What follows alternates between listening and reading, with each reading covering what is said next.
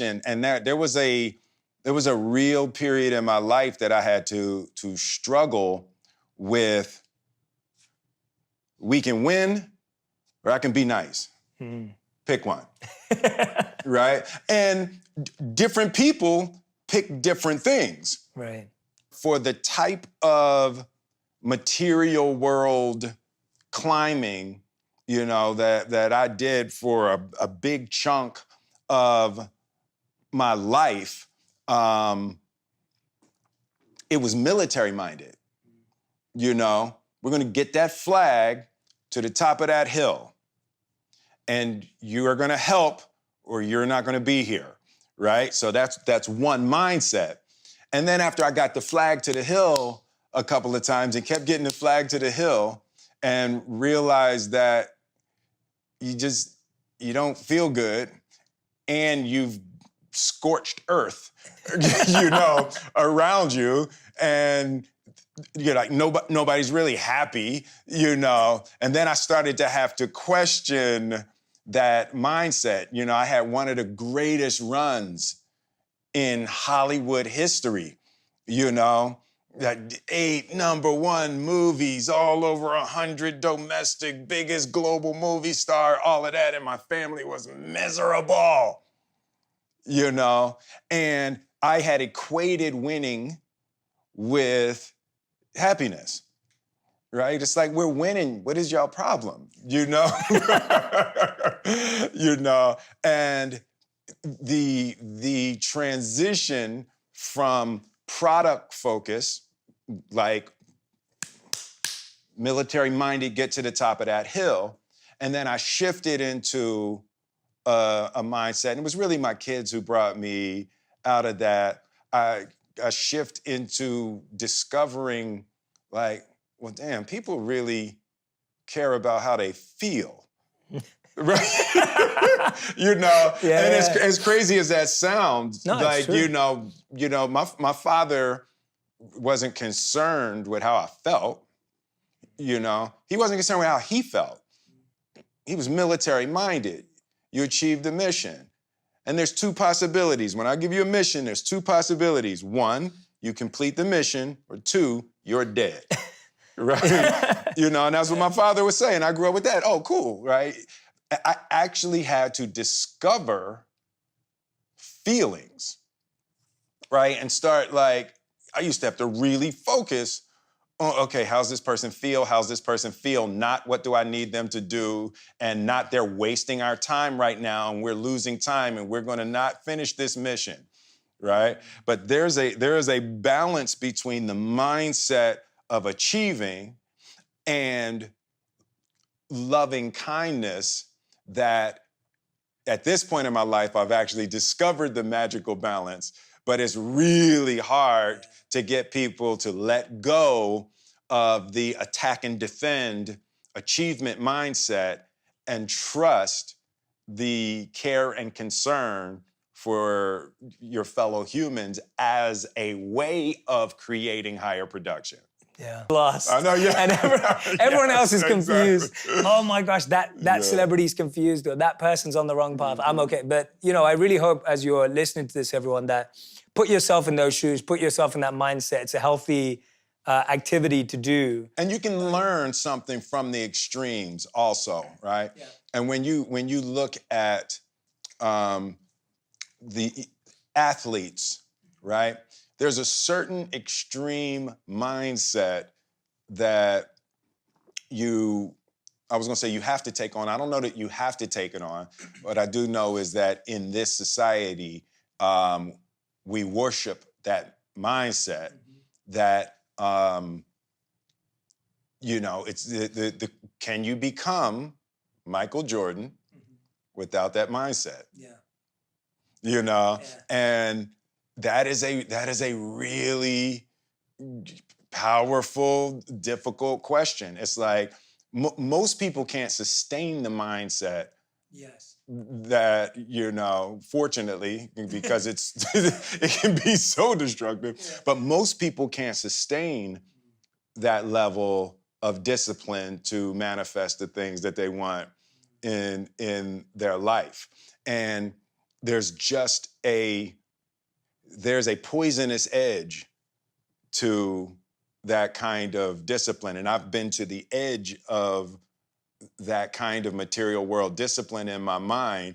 And I can tell you, you can have a whole lot of stuff and be miserable out there on that edge. And I found a much more comfortable and productive space in my life. And you still need that discipline. Yes. But it's like when you use that kind of power to achieve things, it's like there's a brutal reckoning. Yeah. There's a brutal reckoning at the end of that. But the amazing thing about you is My mother and my grandmother, whenever I think about the three of them, I picture a triangle in my mind.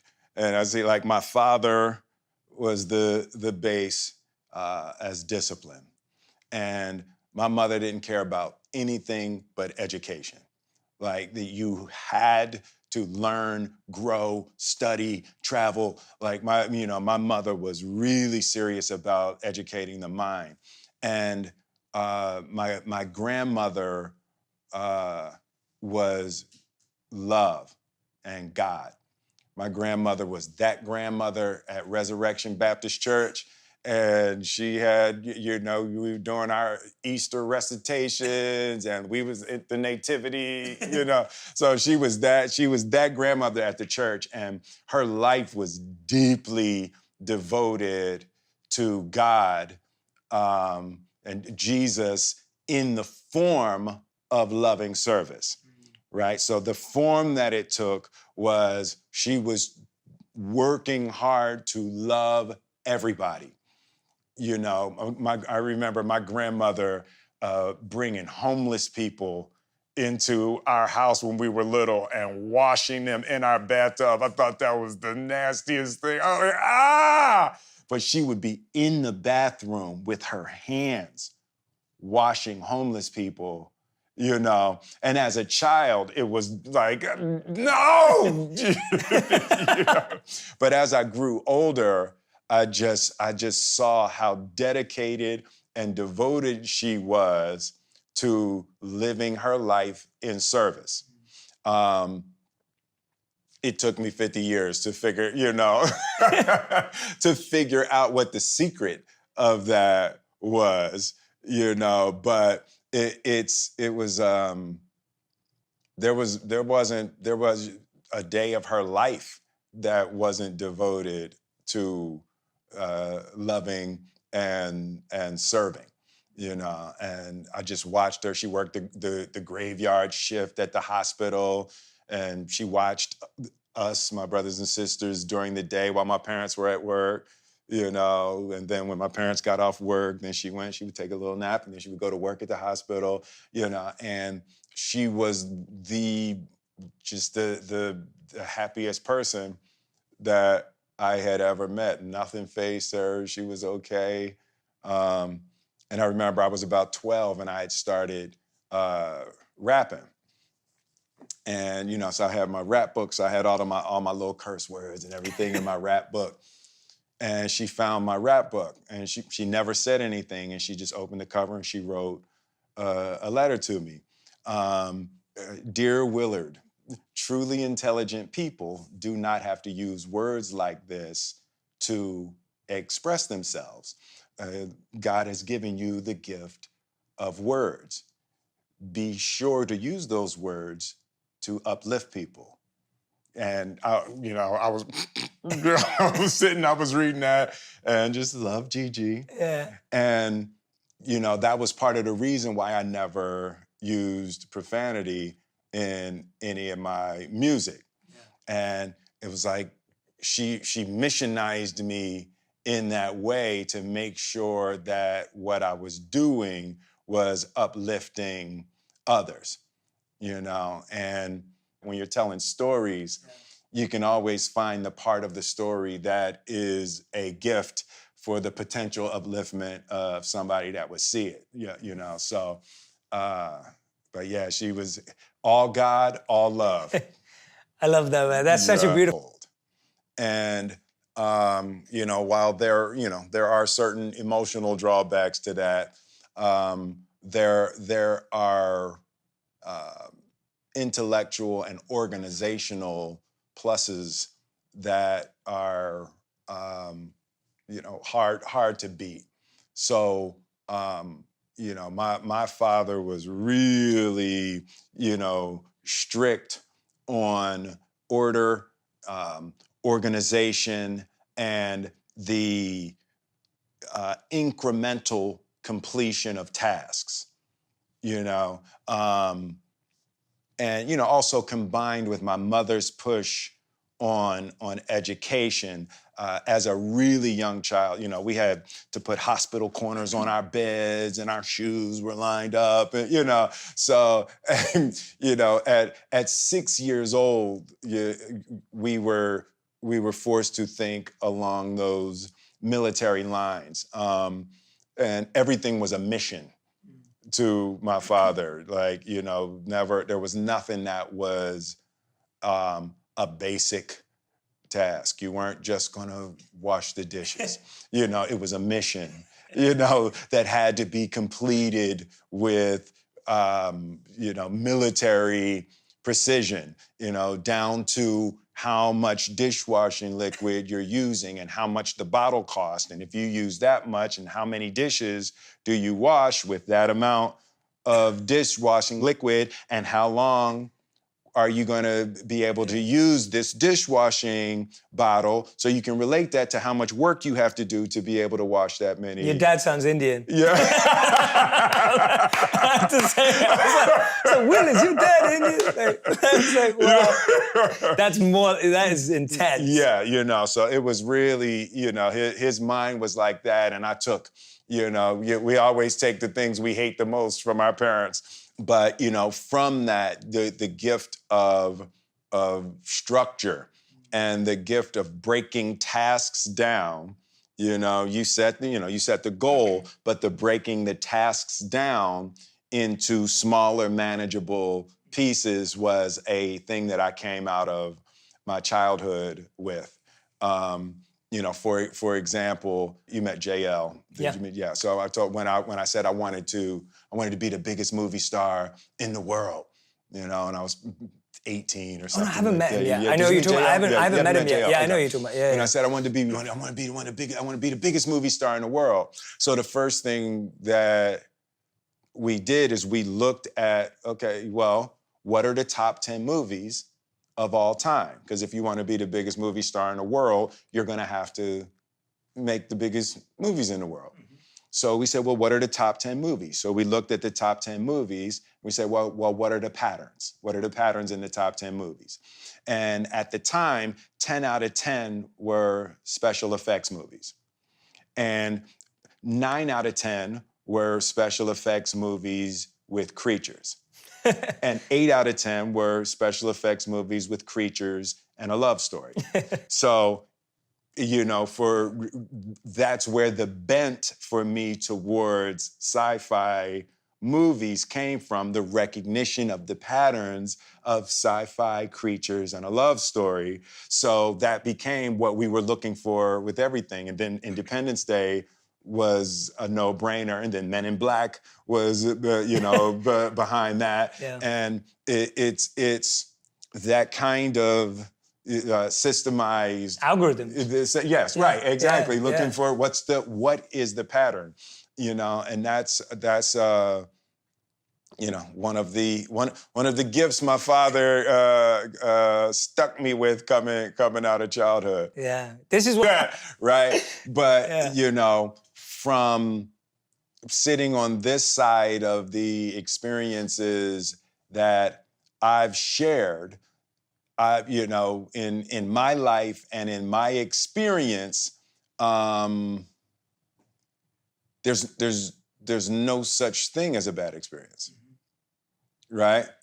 There's experiences you don't like. And they hurt. Right? But to define something as a bad experience, for me, has not been true. Everything that's ever happened to me in my life that at the time was deeply traumatic and debilitating. You know, there's been only 2 times in my life when I contemplated suicide. Wow. You know, there's been 2 times in my life. You know, and the once was when my mother and father separated, when my parents broke up, and I was 12, and that was one of the only serious times in my life that I contemplated suicide. But even out of that, as I look back on that, the pain of that experience cultivated devotion in my life to my family, and I just never wanted to have my children suffer that. And of course, I got divorced from Cherie, so I was recreating that situation, but it woke me up in a way that forced me to try to connect with my children. So the negative experiences or the things that were awful at the time, there's always the other side of the coin. And in my experience, I've cultivated only positive things out of the most negative experiences of my life. Right? But the lesson was, it's always like that. When we say goodbye, we can't know if this is the last time we will ever see. You should never greet someone casually or say goodbye to someone casually. And that lesson came from that experience. Every moment was so rich. Every time we saw each other, and every time we said goodbye, we made sure it was a good, thorough, full goodbye. But that's how you're supposed to live every day anyway. Every time you leave your house could be the last time. You're supposed to be in the richness of your hellos and goodbyes and thank yous. Tomorrow, anybody who hasn't spoken to their parents or their brother or their cousin that they had a thing with or their ex and they don't talk anymore, call them right now. You just don't think you're gonna have a chance to call them tomorrow or next week. And it's like that opportunity with my father changed every relationship in my life. I've cleaned all of the relationships in my life to no regret. I do not want someone to be gone and I wish I had and wish I could have, and I'm not doing that in my life. That's beautiful, man. And one of the students asked the teacher, he said, what's the most amazing thing in the world? What's the most incredible thing in the world? And the teacher responds and says, the most incredible, amazing thing in the world is that we see people leave all around us, but we never think it's gonna be us. I never. So you see it and you have that moment again and again, and then you lose someone in your life and you think, oh, that could be me, or that could be someone else. And you live like that for a day, and then the complacency sets back in. Absolutely. Tell us